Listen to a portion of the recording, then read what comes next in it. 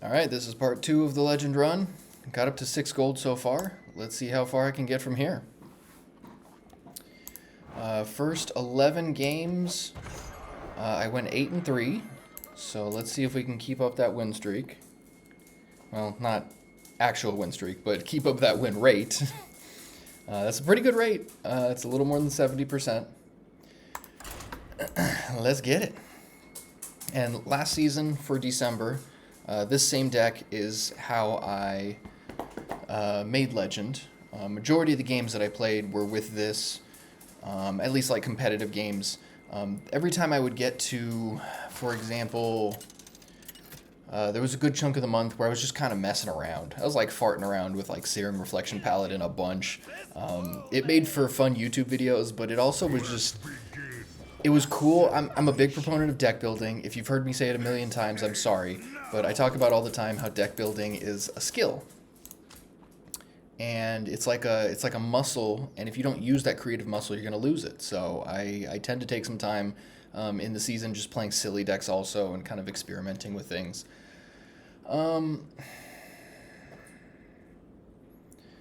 So trying to figure out what to do here for this mulligan. I could keep red card Serpent. I think against a Demon Hunter, it has potential to be explosive, especially if they play a minion, I can turn 2 red card at turn 3 coin Serpent, which seems really strong. And if I draw off the mulligan a 1-drop, I think it's fine. This is probably not a correct play, but I think in this situation, it's fine. Yeah, no 1-drop is not good, but... Okay, Broxigar means they're more likely Spell Demon Hunter. They could also be Cliff Dive. I've seen Cliff Dive that plays Broxigar, and Tusk Piercer normally is an indication of Cliff Dive. Which means that there's a lot less things for me to red card on turn 2.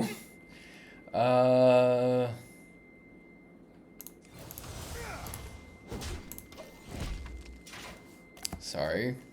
My bathroom is squeaking. Let me go handle that.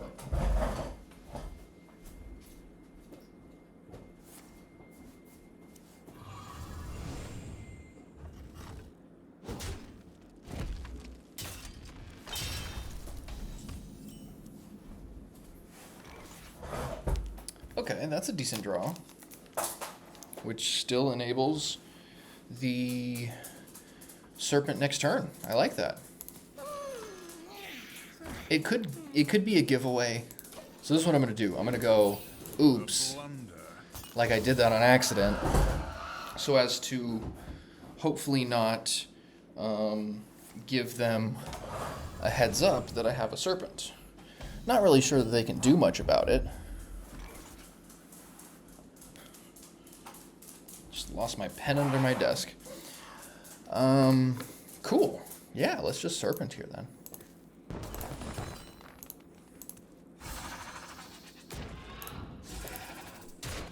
Good stuff. So still ended up working out. I like that.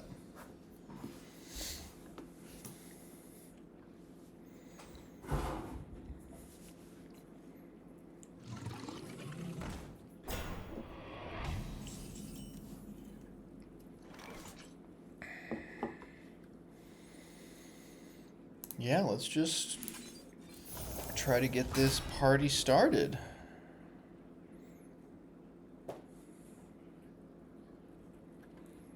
So they get that next turn, and that in 2 turns. I could Muckla. Not sure that's the right call. I think Insect Claw seems a little better here.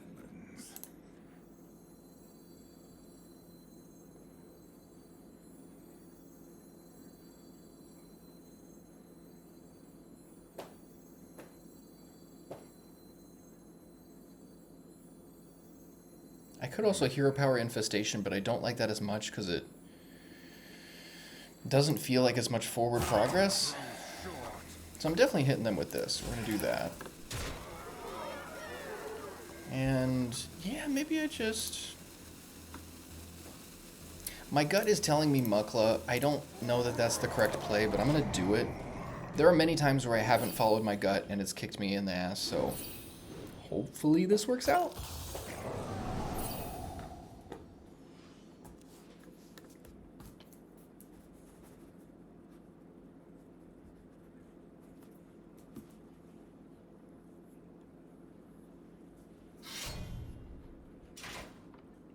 Ooh, that's not good. So now they can attack, make a grub, use the bananas on the grub, and then hit something else, but they're not able to...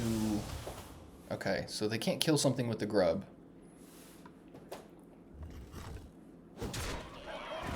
Sure.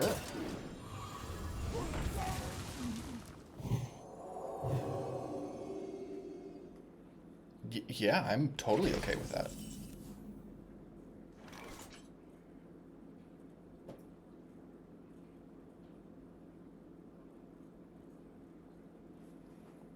So I would like to set this up so that I can cane for the win, hopefully next turn. So I can do this.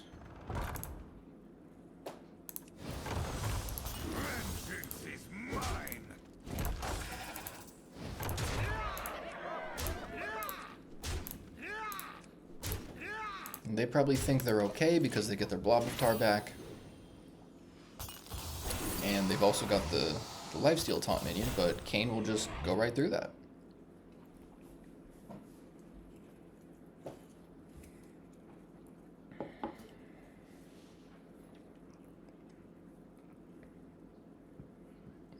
And also, obviously, Infestation is a thing. That's 4 damage by itself.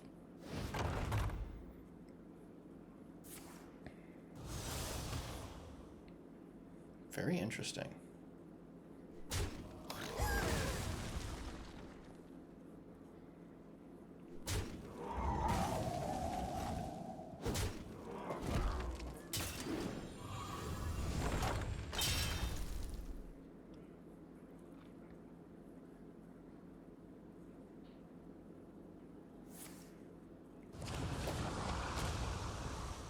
Okay.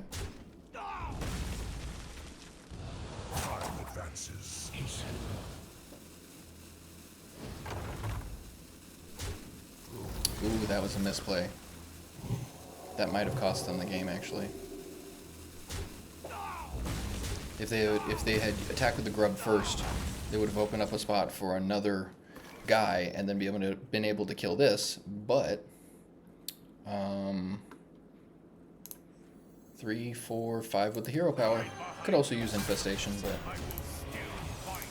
that's a bummer for them.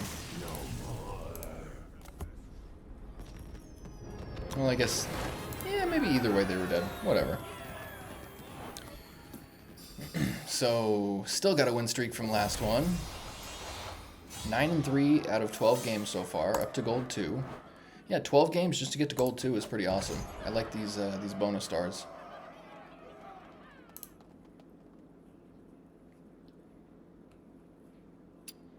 Five stars left. Alright, so my original goal was to get to at least platinum. Diamond is possible. I think they take away win streaks at Diamond 5. So I just want to hold on to this win streak as long as possible. It's time we began. This ends now.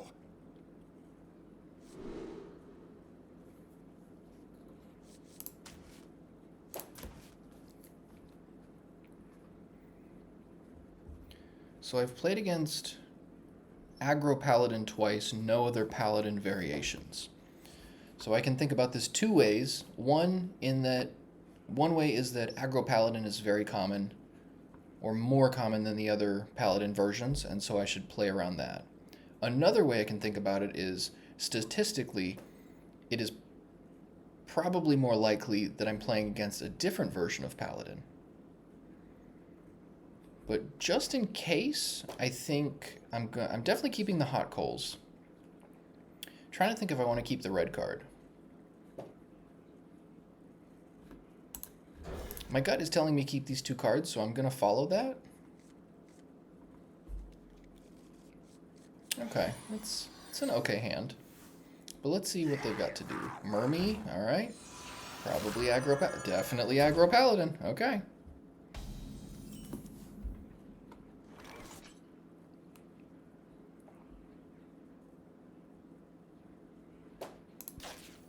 My wool itches for war.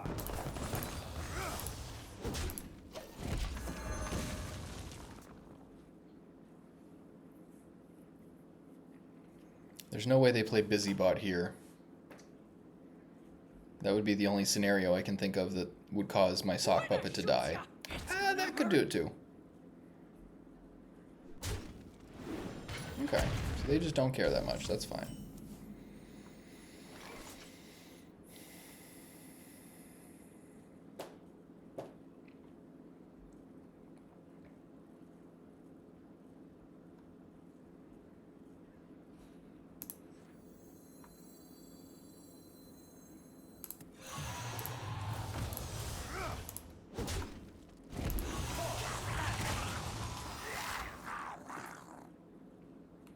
On the off chance they have Busybot or something, I'm going to do this. They also have 2 cards in hand right now, so this puts them in a tighter spot. I'm not super happy to do that, because then they've got an easy attack here. Hey, I got your friends. Yeah.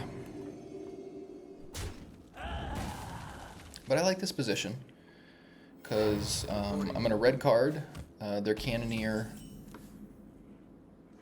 Nice, Hot Coals is good.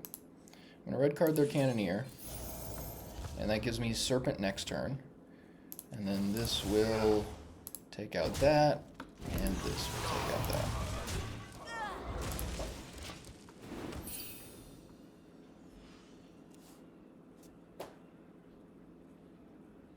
And for those of you guys that hear the drips, I'm sorry. It's been raining over here in California. We're never prepared for rain, so my roof is leaking. So the weirdest part about roof leaks is you got to wait for the rain to clear up to fix the roof. Well, I wanted a Serpent here, but Hot Coals just seems so much better.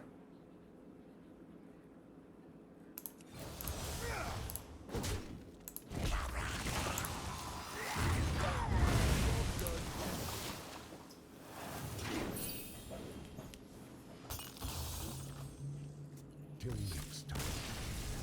There it is. 10-3 after 13 games.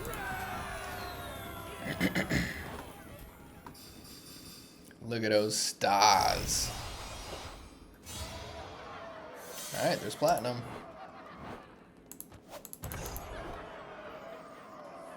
And yeah, if you didn't watch the first part of this video, I had mentioned a couple times that I did a quick little video, like top tips to get to legend rank in Hearthstone. And one of the tips is to play a deck and stick with it. That's kind of what I've done with Pain Demon Hunter. If you bounce around decks too much, you never actually take the time to master the deck. And mastering your deck will give you so much more advantage than trying to play the hottest deck in Standard right now. A lot of people chase decks, and they try and stay ahead of the meta game, and it doesn't really work out very well.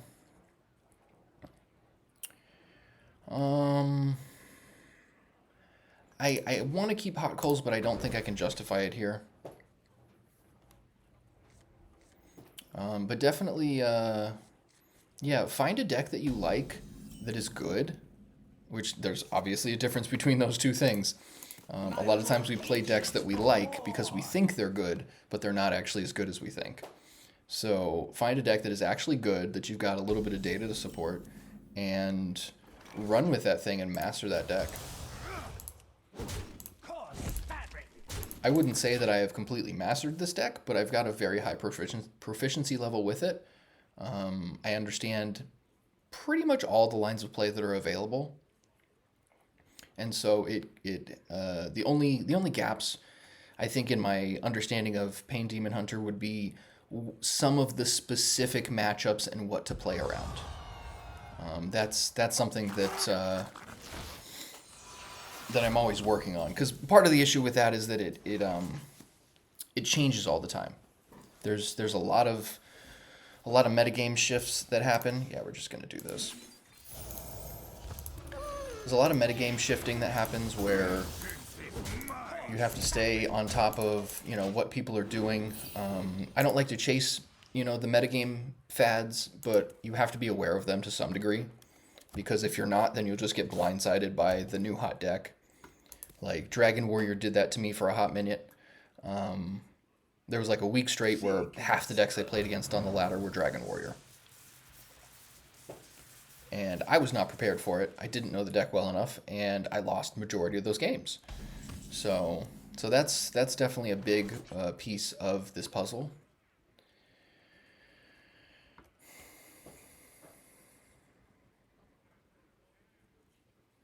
I want a Ziliax.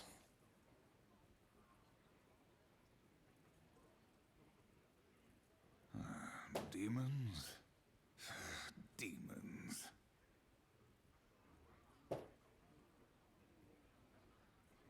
So what I'm thinking here is Mixologist has a couple of different modes on those potions that you craft. So if I attack this, and they got the potion that deals 2 damage to all minions, then I'm losing all my guys.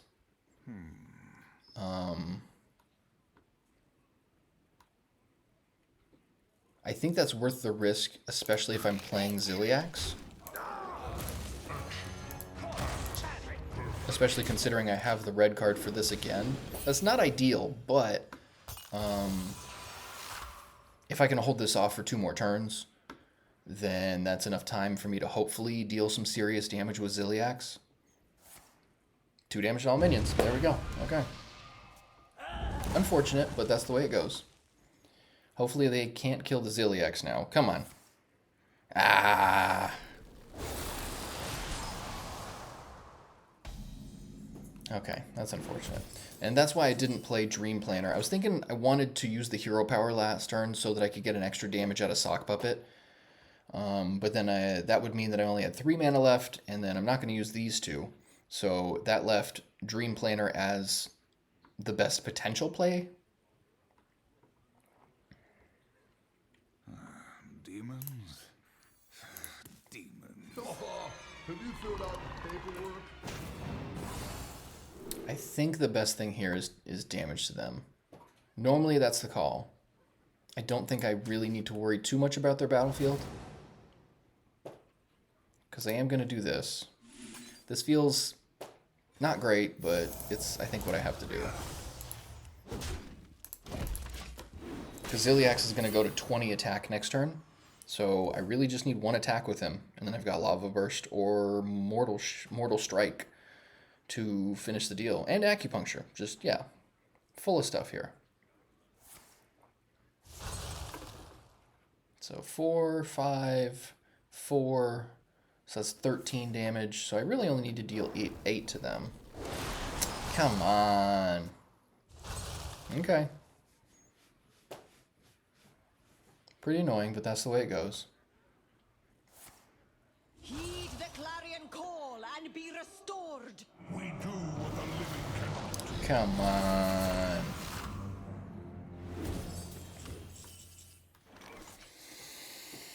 Okay.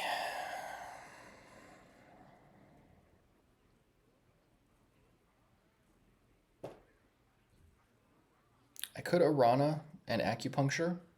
Ideally, it's going to hit him in the face.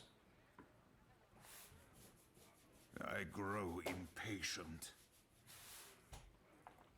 I don't know that Grim Harvest is the play.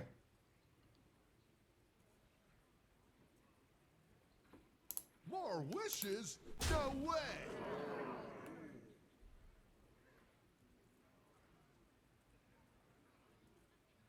Yeah, you know what? If I wait until next turn... No.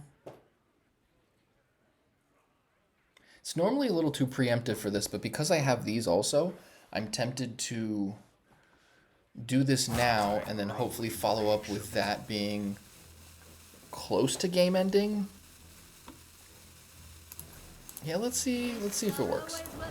Hit the face. Come on. Hit the face. Ah. Okay. Well, at least it didn't hit Ziliax, but...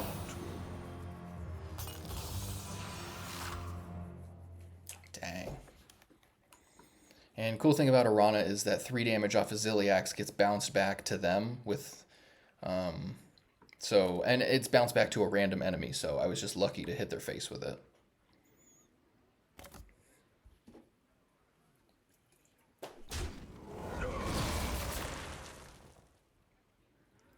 And that's only during your turn, so that doesn't bounce back now.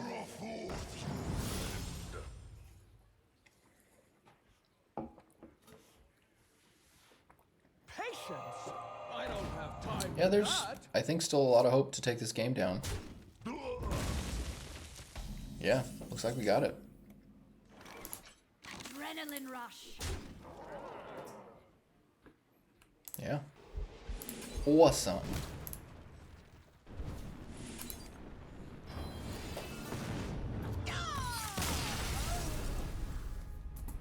Alright, keeping that win streak. Pretty awesome.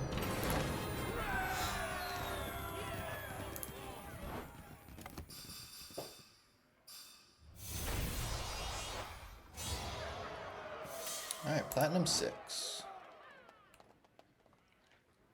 Yeah, I think a lot of people have misconceptions about making Legend. They're like, it takes so much time and it's a difficult thing to do. The first time you do it is difficult because if you don't have the bonus stars, it makes it harder to get it the first time. But if you can get to like Platinum, like even if you just make it to yeah, or if you get to Platinum or even Diamond, just by grinding, then the next season, the following month, you'll have way more bonus stars than if you were at like, you know, Silver or Gold. And then that makes it way easier just with a little bit of a win streak to get up to Platinum or Diamond again, and then the grinding starts at Platinum or Gold as opposed to starting grinding at like Bronze or Silver.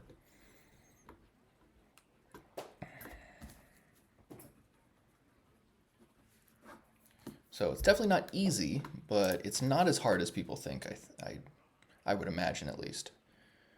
Because most people I know are like, oh, Legend is so hard that like every time they're like, I made Legend! And you're like, yeah, you could do this, dude. Like, not to talk smack, but it's not that hard. It's very reasonable. And I guess it's easy for me to say I've been a gamer for 20 plus years.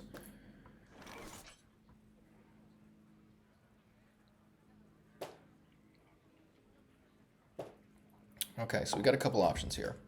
Pretty sure I want to Spirit of the Team on turn 2. So off of Sock Puppet turn 1. So I think I'm definitely going to Sock Puppet. Question is, do I coin Slumbering Sprite? Because I'm not going to be able to activate the Slumbering Sprite until turn 3 probably. But the thing with the Slumbering Sprite here is that it gives me insurance. If this dies, then I can just activate the hero power, and then I've got the 3/3 on the board. And, you know, I can just leave it out there dormant in anticipation of a Serpent. But yeah, this is great.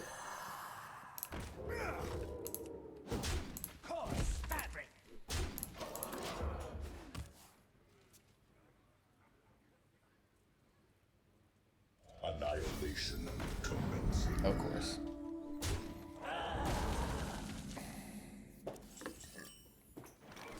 Okay. Hard to argue with that.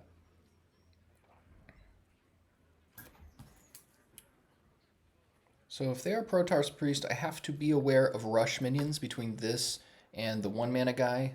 I forget what it's called, the little beast. So that's the only reservation of playing Sock Puppet again here.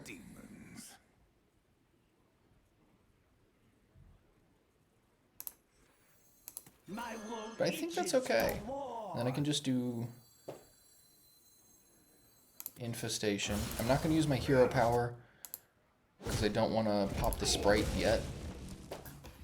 I like having the availability of the serpent on turn 4. Annihilation. Wow. Okay. Yeah, they got both. And a copy. Come on now. Yeah, I was really hoping the spirit of the team would live to turn 4 so I could Dangerous Cliffside off of it, but that's all right. But thankfully I have some stingers.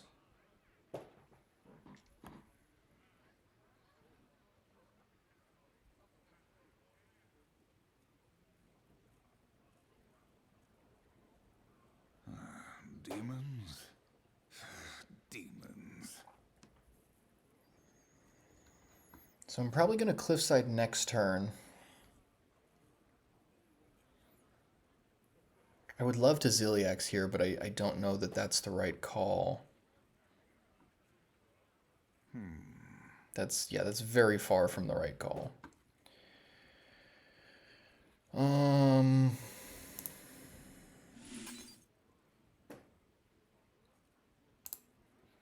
Yeah, let's just do this.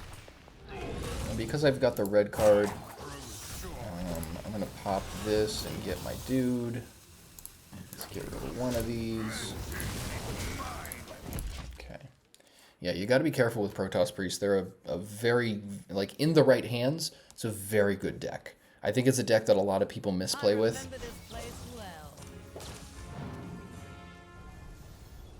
Usually combat-based decks like this that have a lot of different lines of play. There's so many decision trees with Protoss Priest. Oh. Okay. That's pretty good. Alright, yeah, this guy seems like he knows what he's doing. Pretty good, pretty good. Yeah, we're just gonna follow this plan here.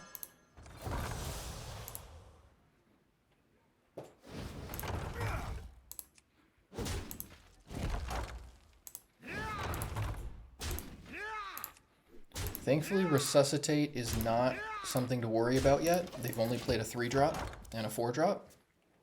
So no 1 or 2 means that they are most definitely not going to play that. I think they'd have to be in a dire situation to play Resuscitate now. There's a 2-drop, so Resuscitate's a lot better now.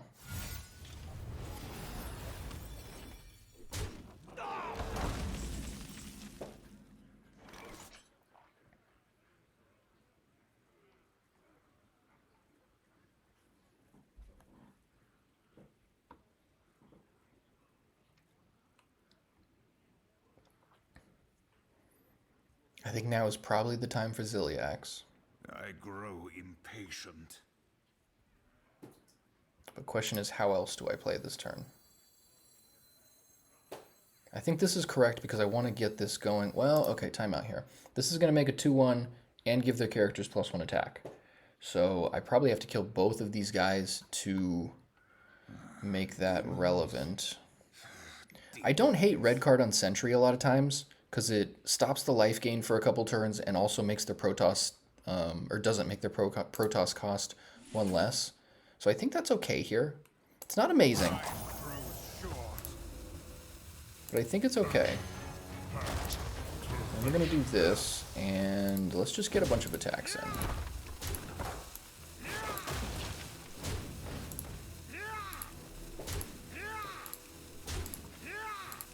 I could have killed the Elise, but I think it's okay.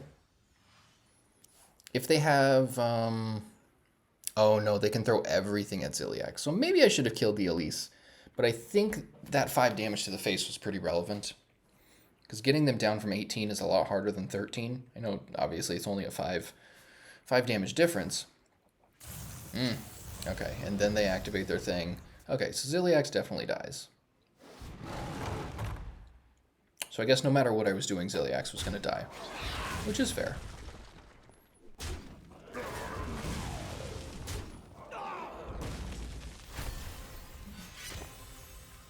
That is a very cool animation.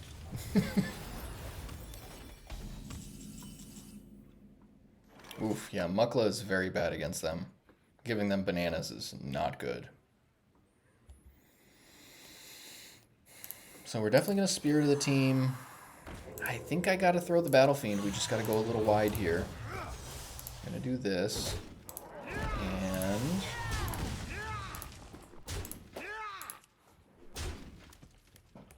I guess I could Mukla here. So they have rush minions, which would be annoying, but they are at 11. I think that gives me a better shot at potentially winning this game. Because if I'm going to win this game, I need to do it very soon. Otherwise, there is a lot of opportunity for them to catch up and create a better board position.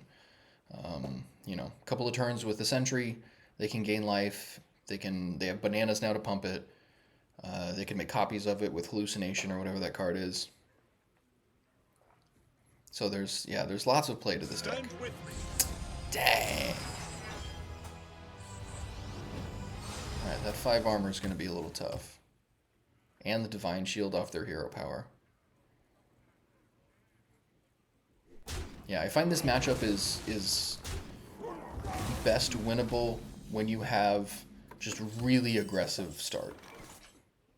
Ooh, let's see here. We've got 5, 6, 7, 8, 9, 13. We are very close.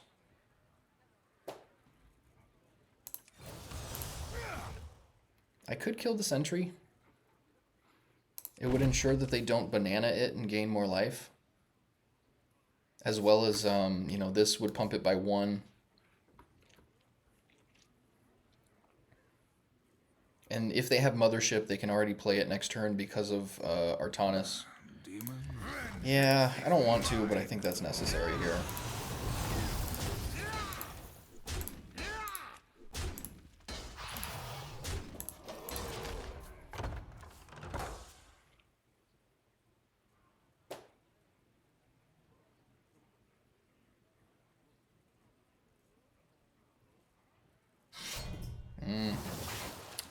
Alright, so this is either going to get the Beast or the other Sentry. No, Protoss cost like 3 less, so this could get all sorts of stuff. And a Resuscitate, dang. Alright, this game is slipping away from us. That's really unfortunate.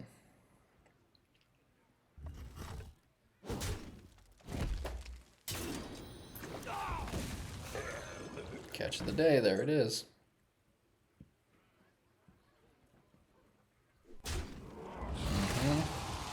Yeah, strategically using your Reborns is very important with this deck. Yep, there we are. Dream Planner would be cool. Grim Harvest, not so helpful. Come on. So they've got a 11 attack, 12, 13 with this. Plus they've got 2 bananas. Yeah, we're dead. That is 15 on the dot. That's the way it goes. Alright, so 15 games down, 11-4. Bye-bye win streak.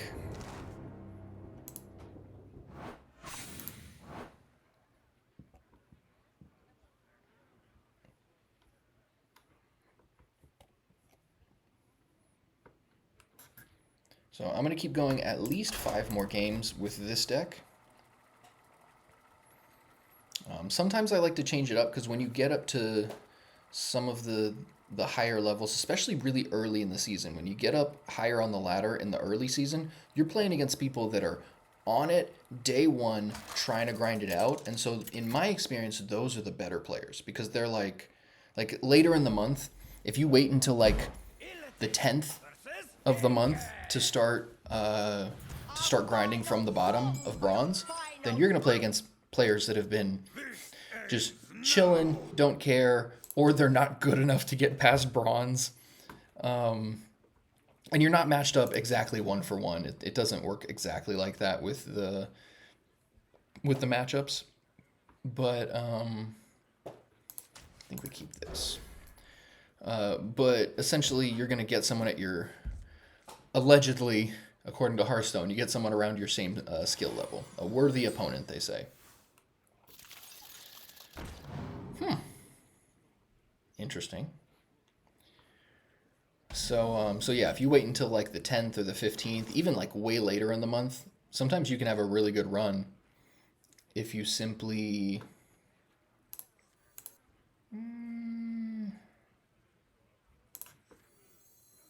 Yeah, we're gonna do this. My mana is too low.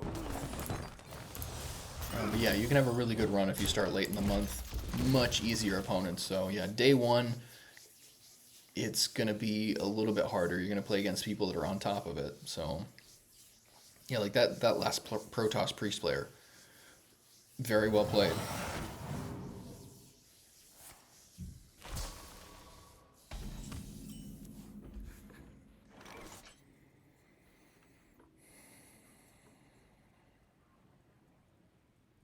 I am tempted to red card that.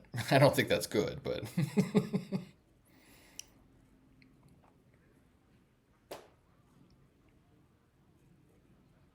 I grow impatient. let's do this. Normally you want to prioritize face, but these minions could be problematic, so let's at least do that. So they got a hero power if they want to kill one of my guys.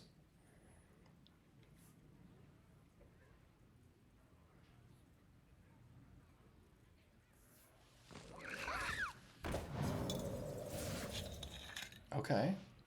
What pretty petals! It's always interesting to see Whelp and Peddler in decks outside of Dragon Warrior.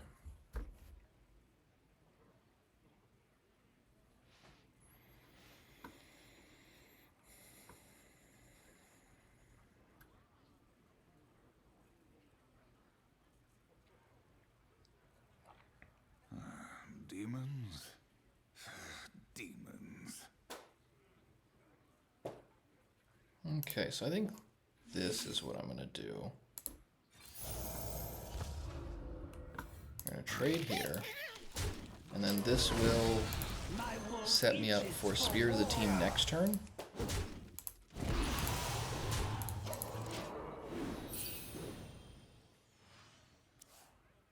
Yeah, it's not great against a Death Knight player to be trading resources, because normally they have good card advantage in those resources. Whereas, that's not good.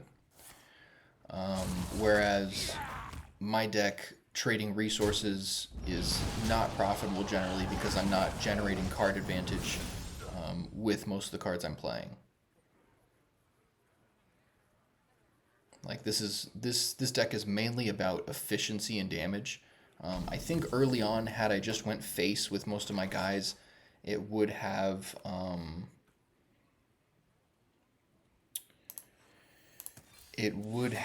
caused me to lose a lot of my guys at basically however they want. So if they were able to choose which minions trade as opposed to me choosing, then they can do obviously the trades that are in their best interest. So by me taking those trades, it gives me a little bit of help.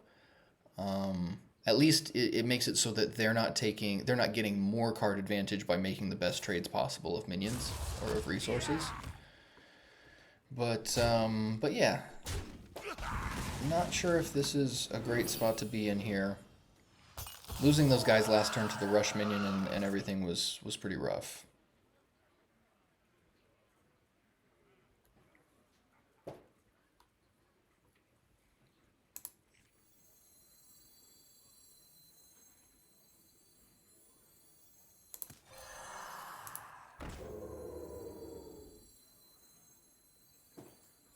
My world itches for war.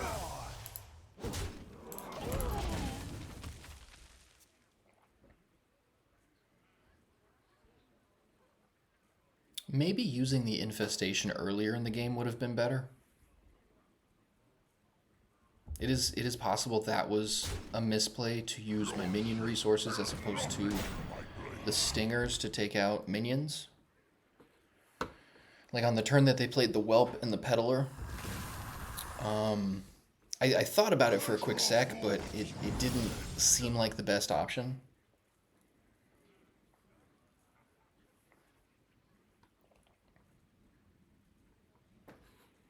They hit Spirit of the Team, so...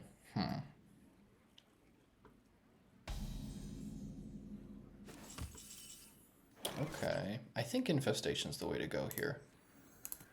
I'm not happy that I have to use both of them on this guy.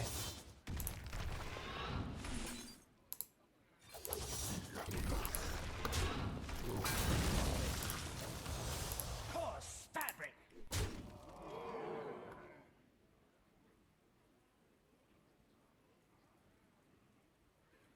Yeah, I don't like this board position at all. They're at a high life total. I'm actually lower life than they are. And in order to protect the sock puppet, I think I have to do this.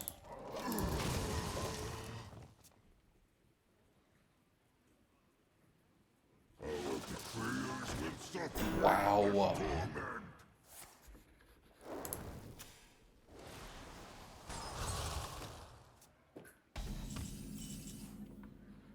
That's unfortunate. So they're going to gain some life here.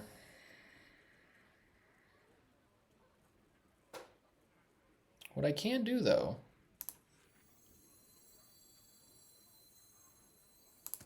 Risks are always worth taking.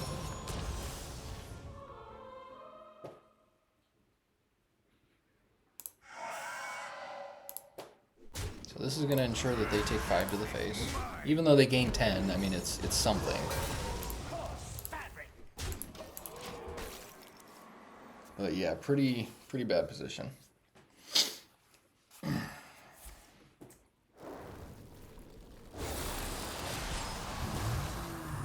Jeez.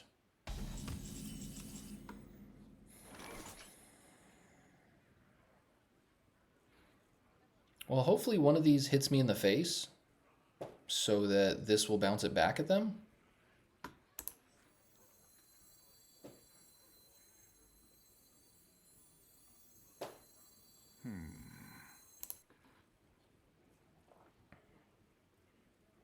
Yeah, I think that's...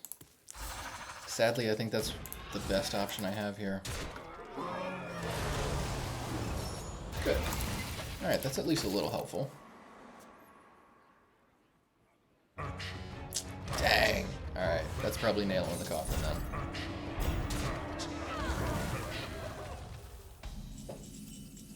Yeah, we're done.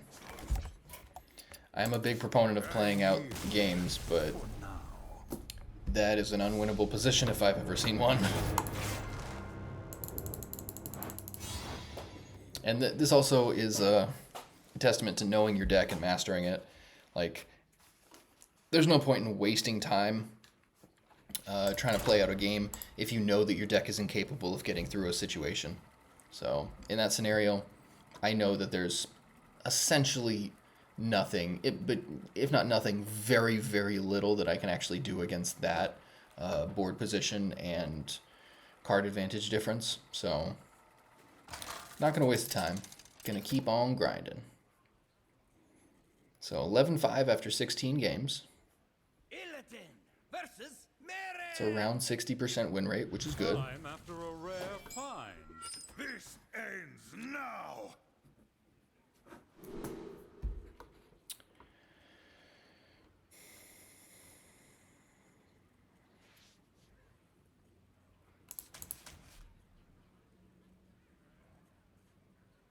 I am very tempted to keep Infestation here. For example, they could play Flashback, and Infestation would be a handy way to deal with the 2 minions off of Flashback. But I want to say Flashback is not a very common card in many rogue builds. I was just looking at rogue lists this morning and last night. Rock number 802. Welcome to the collection. Ooh. So we're going to do this and weapon. For more. One of the best things is when you have double sock puppet and they don't play something on turn 1. Like if they play no turn 1 and then you go turn 1 sock puppet coin sock puppet, If you can follow up with Spirit of the Team, Weapon, pretty much anything, golden. I've swung for like, I think 7 on turn 2 like that.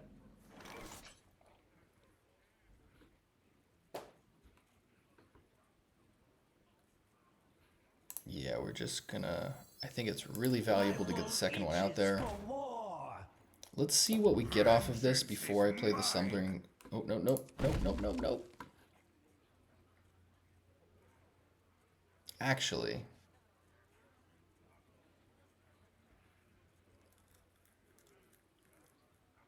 Yeah, Slumbering Sprite is not going to be able to attack next turn. So I'm going to do this now. Get an extra damage off of the Sock Puppet. Because if I play Sprite there, sure, it's fine. It's available for next turn. It's 1 less mana I have to spend next turn. But when I activate the hero power, can't attack. So I'm not really gaining any advantage by playing it that turn. I'll just wait until the next turn. Ooh, that sucks for them. Holding Dangerous Cliffside. Thank you very much. Annoying, but manageable. Especially because we're going to do this. And this.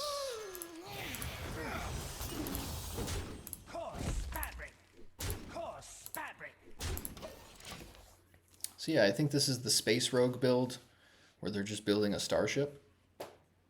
Maybe? I'm not super familiar with that list, but I've seen it once or twice.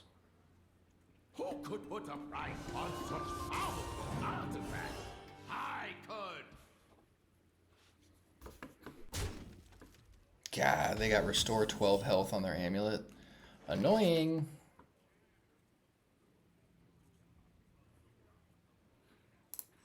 Well, let's give them a reason to restore some health then.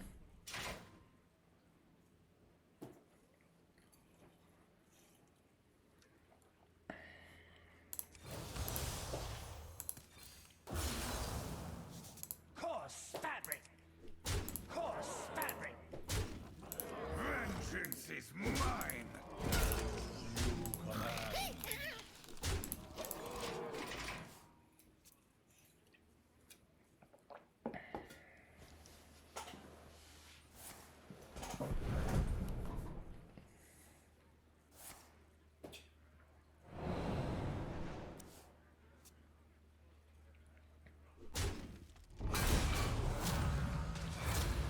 Sure.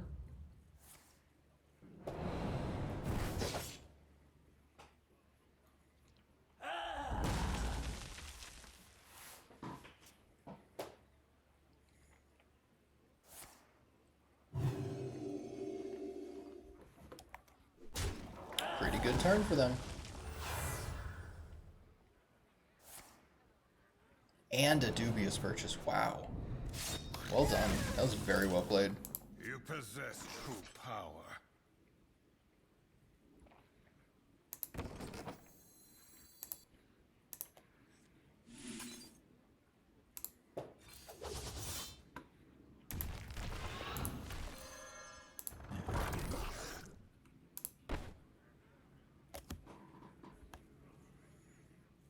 Actually, let's hit that with the weapon. Vengeance is mine.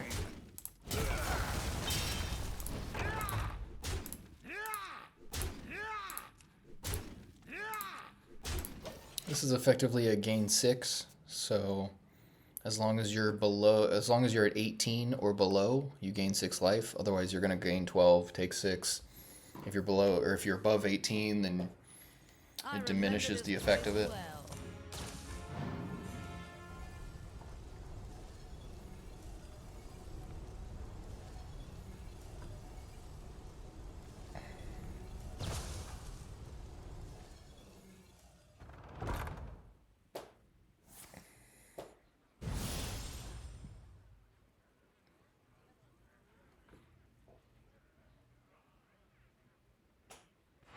Okay.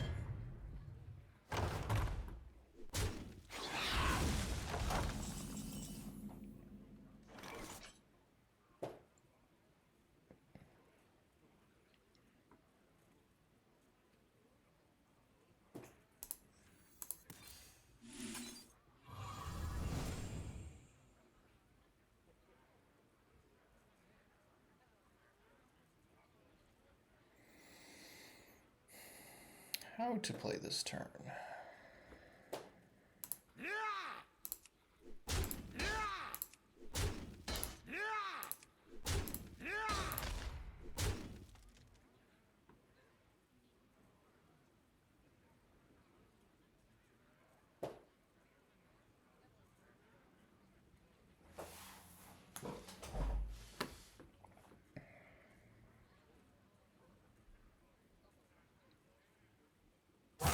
Grows short. So I think I'm gonna do this and hold up the cliffside for one of the coming turns. Gives me a little bit more gas.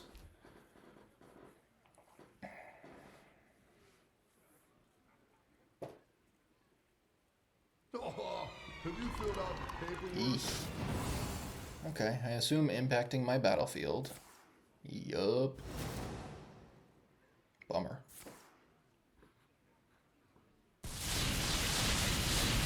Big bummer. Well, yeah, very glad I didn't do this then.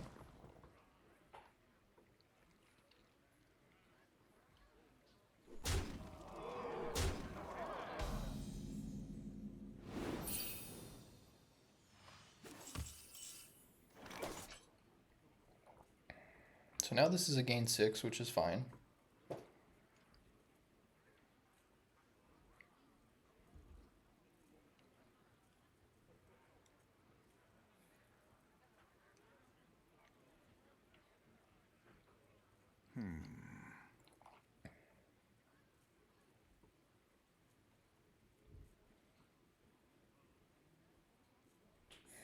Yeah, this is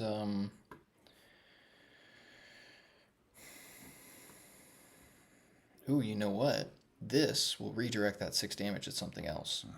So why don't we do this? Let's go 5, 6, 7. Risks are always worth taking.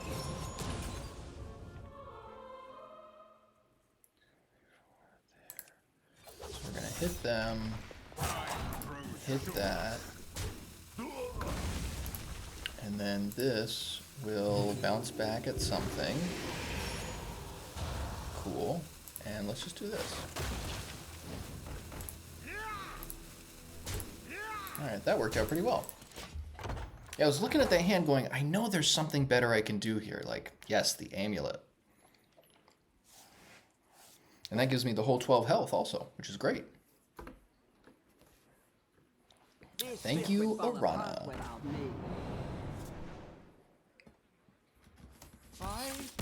Yes!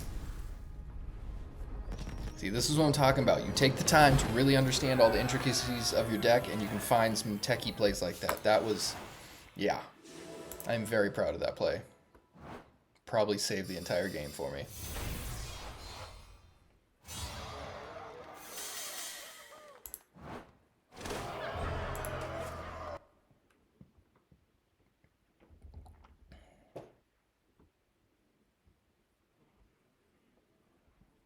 So after 17 games, I am 12-5.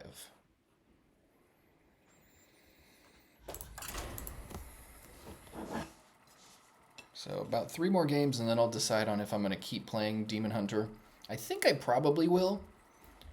It would be pretty cool to see if I can see how close I can get to Legend with just Demon Hunter. I also have Murlocs. I have Dragon Warrior. I have Aggro Paladin, but I don't think Aggro Paladin is that good of a deck. I think it steals some wins from people who weren't ready for it, but otherwise it's not really something I like. It's fun to win on like turn 4, but like if half of your games are just blowouts because you can't land a bunch of guys on the board, it's just sad. So yeah, no hot coals against Mage. Interesting. 18th game is the first time I play against Mage. Let's do this.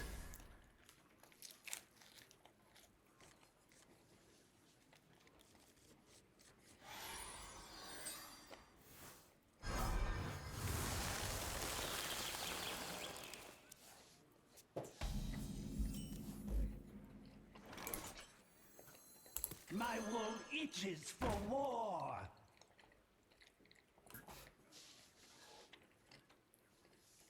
So question is,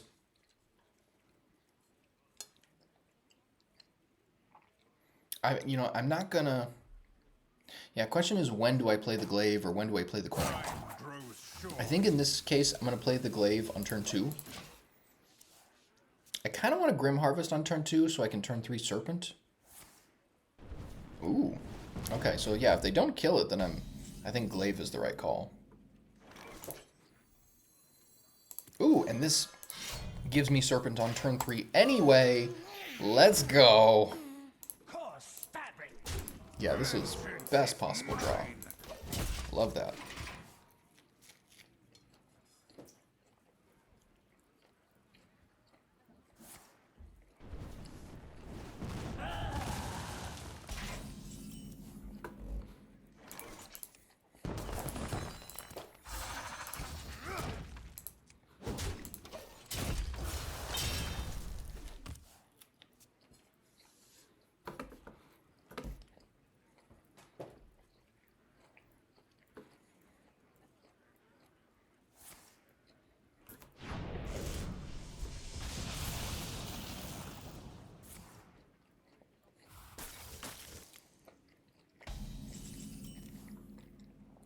Alright, totally fine. Still get to hit him for 7 with it.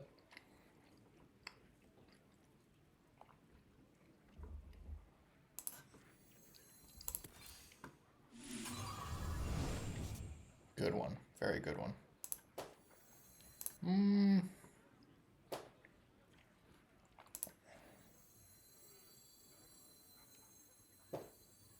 Yeah, I think this is the right call. This is going a little wide. Mage could clear the board. Like, they're still 1 mana away from Blizzard and Bob the Bartender. Bob would obviously just freeze, but this also makes it harder for them to kill my... Well, never mind. I was going to say it makes it harder for them to kill my Serpent, but if they hit it once, then they can just hero power to finish it off. But at least, yeah, I still have some minions to go at him this turn.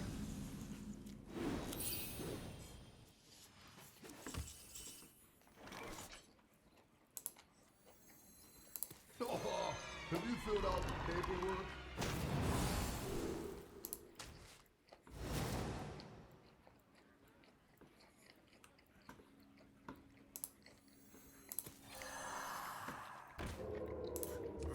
Vengeance is mine!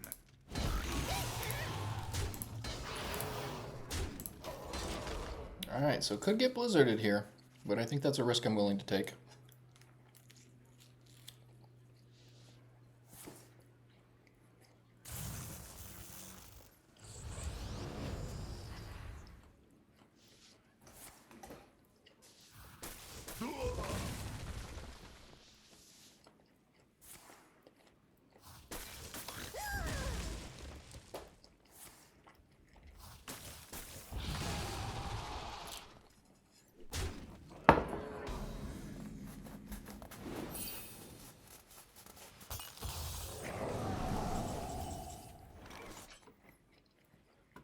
Perfect draw.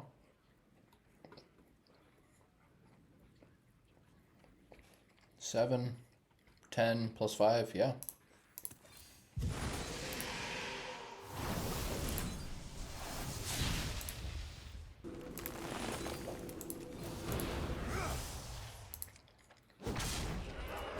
Yeah, Mage is a really good matchup. As you can see. They need Blizzard on turn 6. I forget what the thing is. It deals 2 damage to all minions. I think if none die, deal 2 again. That's also really good.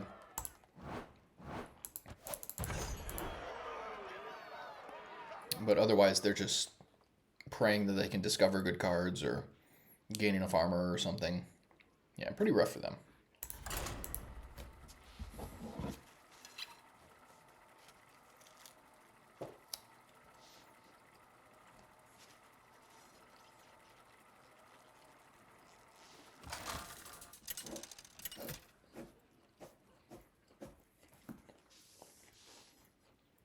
Illidan versus the Lich King.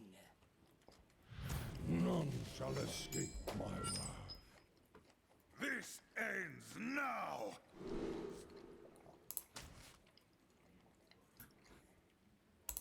This seems okay.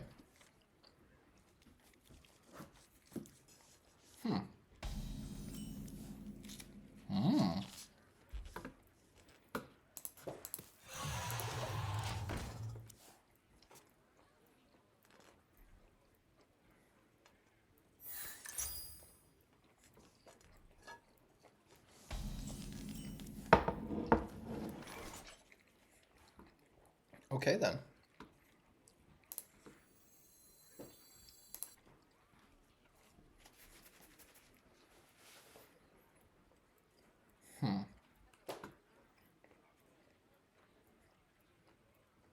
I grow impatient.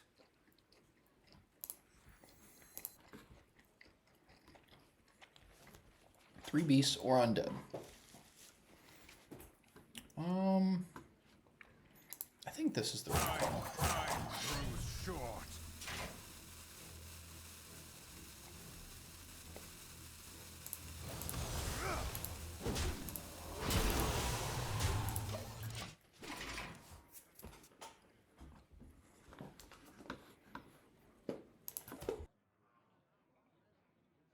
Nothing that hurts my hounds!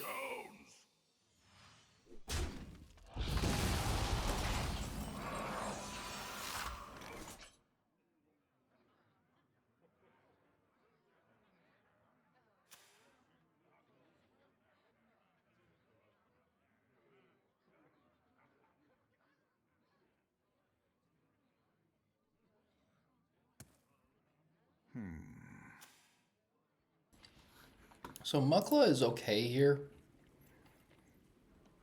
I'm not sure it's the best call though.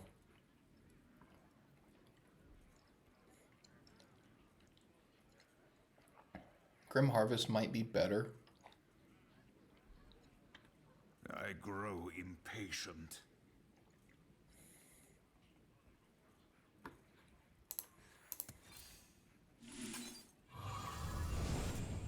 That's pretty good. Okay, so then Time grows short. Job done. yeah, glad I Grim Harvested because now I was going to draw Dangerous Cliffside anyway, but now I know that I should have held up the weapon. That works out great.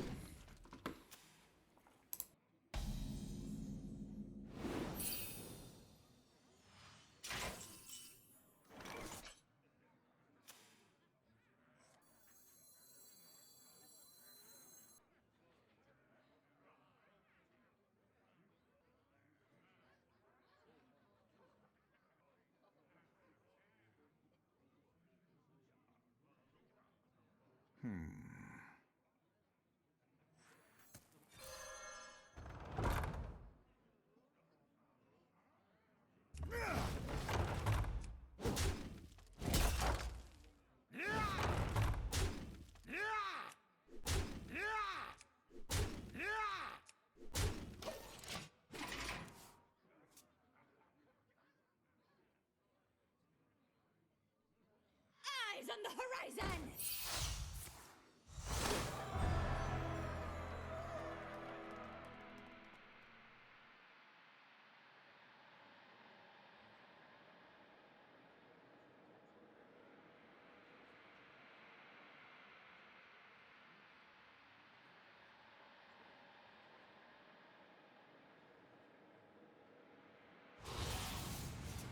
What a waste.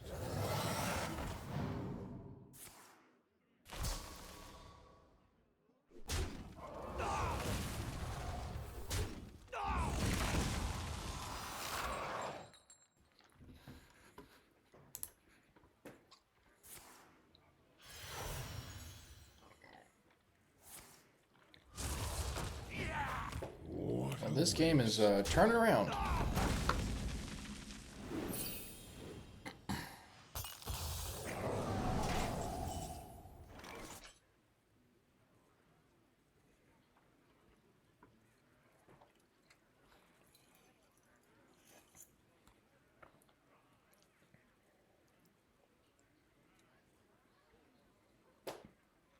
So it's just a 4/4 that makes 2 1/1s. It's not bad. I grow impatient.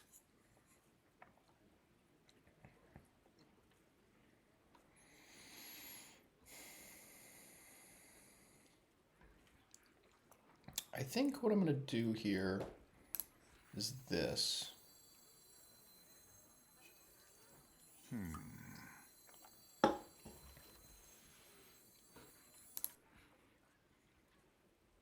Time grows short. And then we can do this.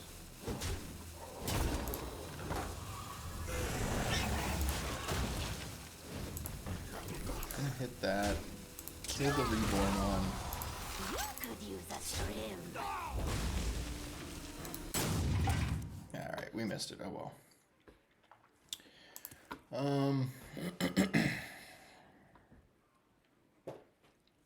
Yeah, a little too much thinking that round. Whatever. Or that turn.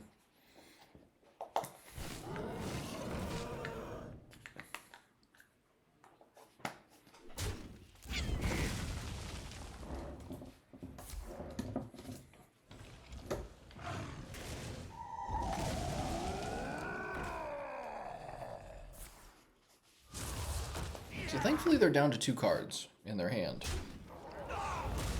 That is the little bit of hope that I have here. Because otherwise it's a pretty rough situation. Okay, red card's a little helpful at least.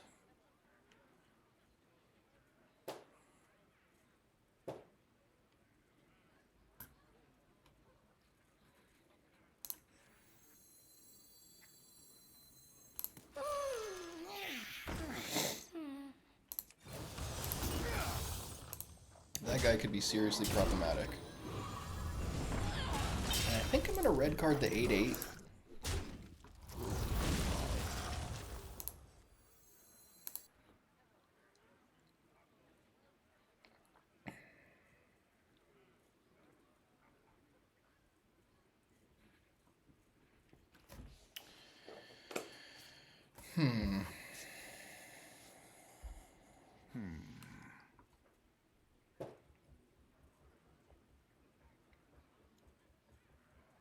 Time grows short. I don't know that Mucklow is the right call here.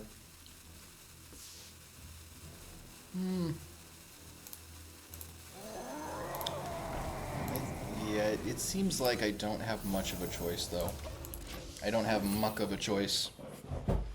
Yeah, really bad pun. Alright, anyways.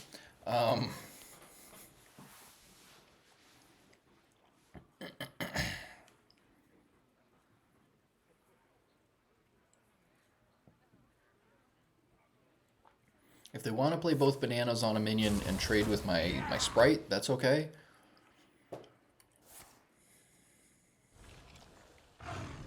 Very interesting. Looks like they're probably just going to bash face.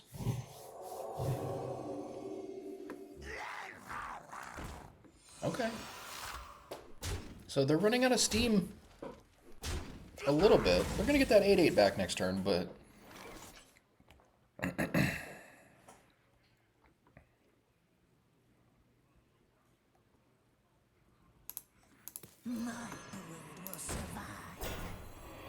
My wound itches for war. I kind of want to hit their minions just to make sure they don't have any more shenanigans. Like I need to make some progress on their life total, but because they are low on cards, I'm a little less scared than normal. Ooh, okay, that's not good.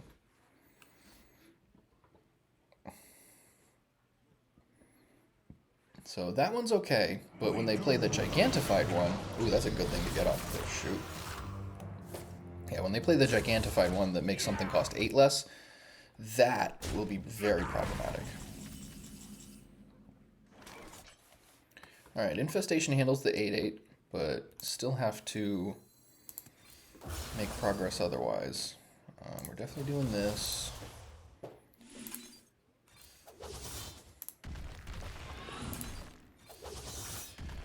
Yeah, this is an unfortunate spot.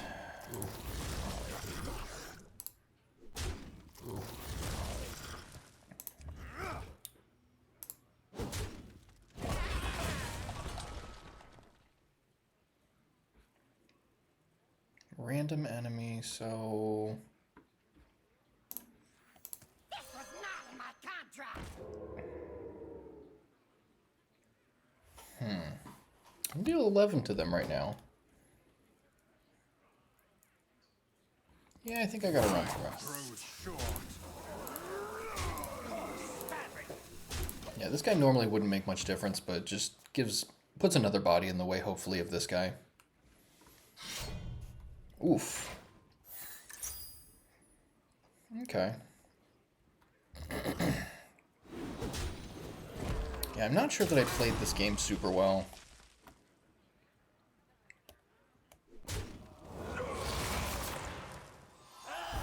Sure.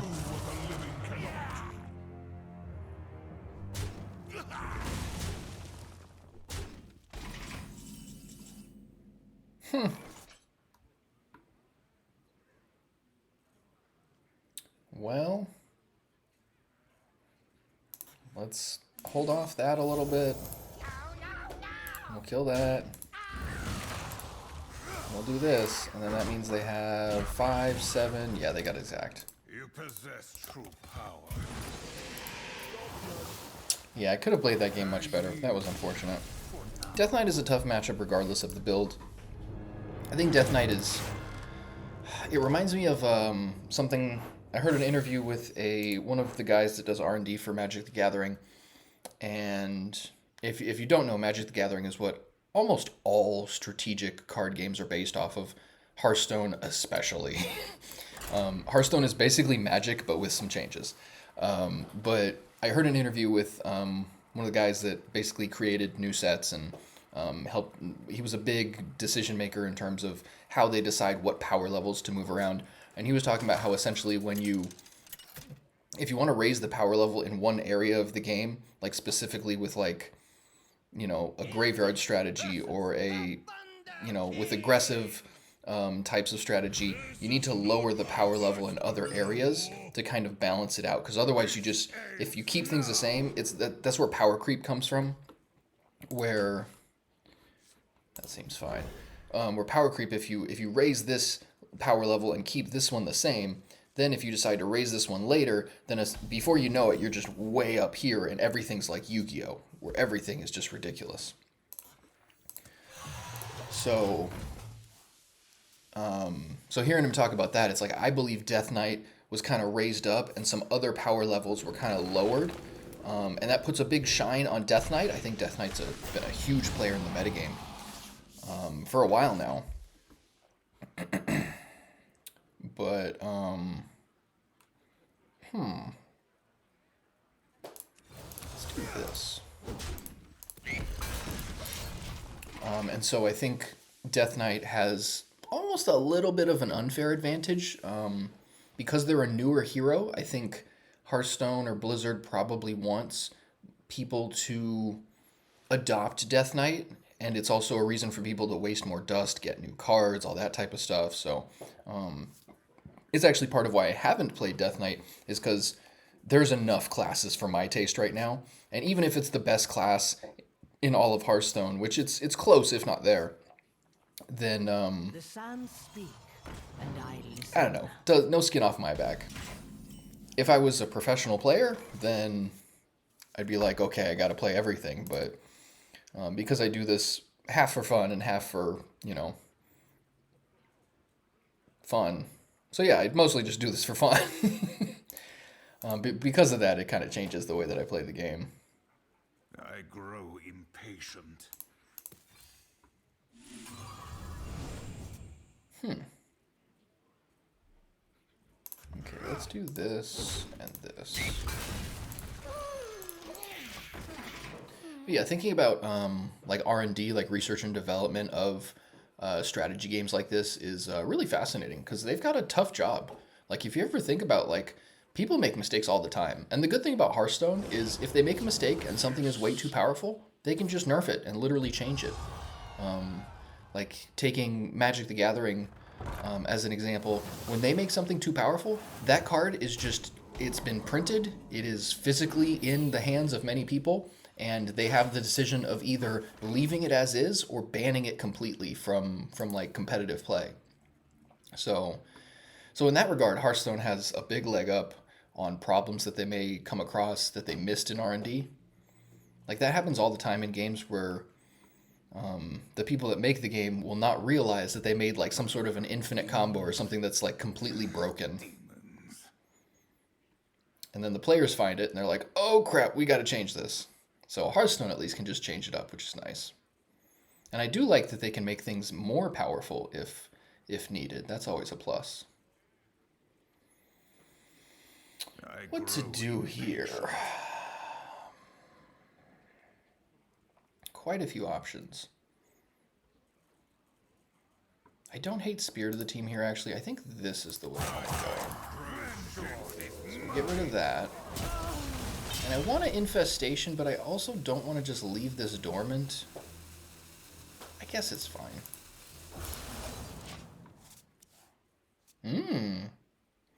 I got this guy on a previous Glaive Death Rattle trigger, but it was as I was winning the game, so I was like, I want to play this guy. He seems cool.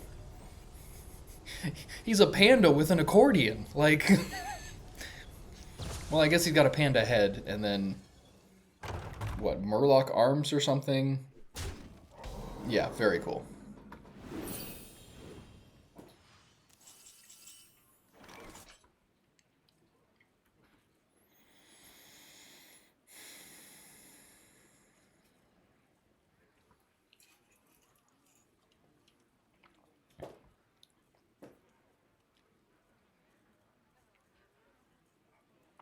So this probably draws them, what, Flight of the Firehawk, I think? Something like that?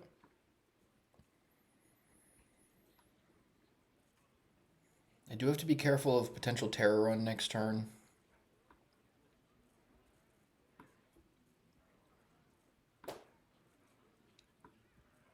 I grow impatient. So I think if I do this... this... Time grows short.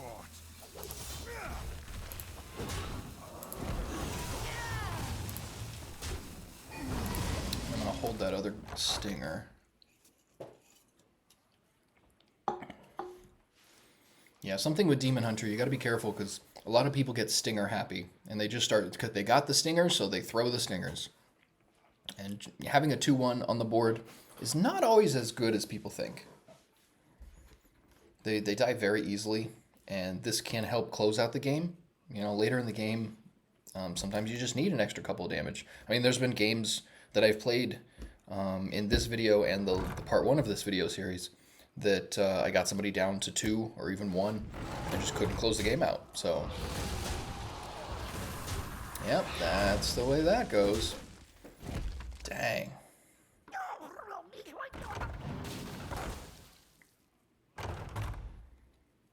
Elise is so good. If only there was a way to fit Elise in Demon Hunter.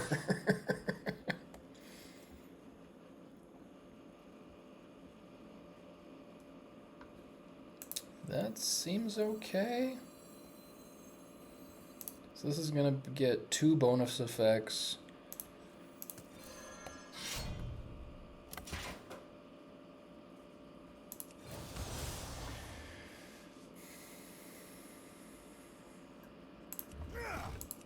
Yeah, let's just run it. And I think this is fine to trade here. Makes it a little bit harder for them to kill my 5/5. Not sure that it was super necessary, but it felt like the right call. Possible it's not. We'll find out.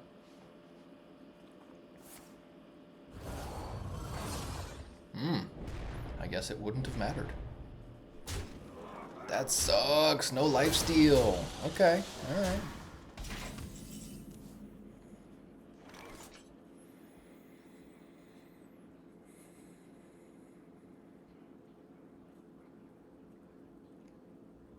So, yeah, this could get out of hand pretty quickly here.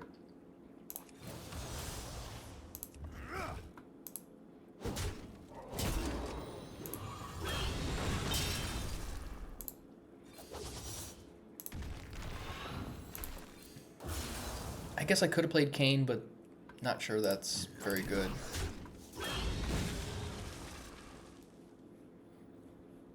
Yeah, I think, honestly, I just chill here. I mean, my life is kind of low, so it doesn't feel right to trade with one of these guys, but that might be the correct play. I don't think I can justify a stinger. Double stinger, then I got 3 2-1s, but this is also active next turn, so plus it gives, no, you know what? Because this is going to give his characters the bonus, I have to protect my life. Yeah. That sucks.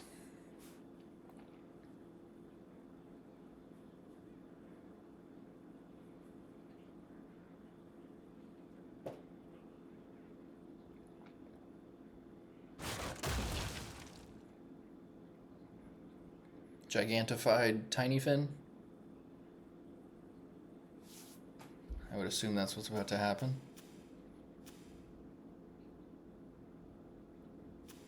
Or Growfin, not Tiny Fin. The Tiny Fin will be the other one that comes off of it. Yeah, Gigantified Growfin is probably a nail in the coffin. But there are things I could draw that could help pull this game out a little bit, but at 11 it's pretty tough to beat the Shaman player, because this is where they start throwing haymakers. Swiftly. Oh, that's also really good. Where's a red card when you need one? Oh boy. Okay, red card off the top, please. Nope. Alright, we're just, yeah. We're pretty dead here. I mean, obviously I have a stinger here, but like...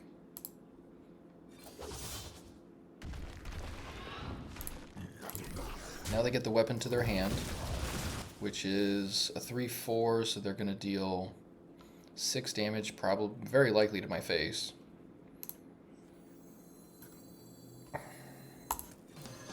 And this is characters, right? Yeah, so they're going to deal 10 to my face. Rush and Poisonous.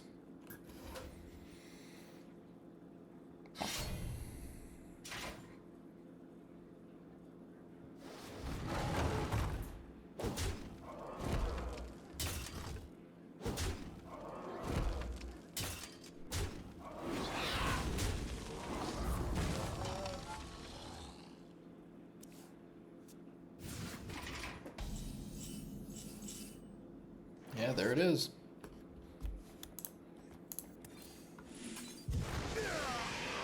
Fun fact, you can draw in Hearthstone. If you kill somebody with an acupuncture at the same time as killing yourself, then you guys draw and nobody gets any stars. I had that happen once. I was like, well, if I'm going down, you're going with me, homie. Alright, Platinum 5. So 13 and 7 after 20 games.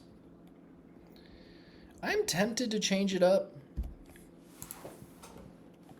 Alright, I'm going to think about whether I'm going to change this up, and I'm going to do a part 3 of this video series. So, appreciate you guys watching. Do the like, follow, subscribe, all that fun stuff. Big thank you to you guys that are following, and definitely look out for part 3 of this video coming soon.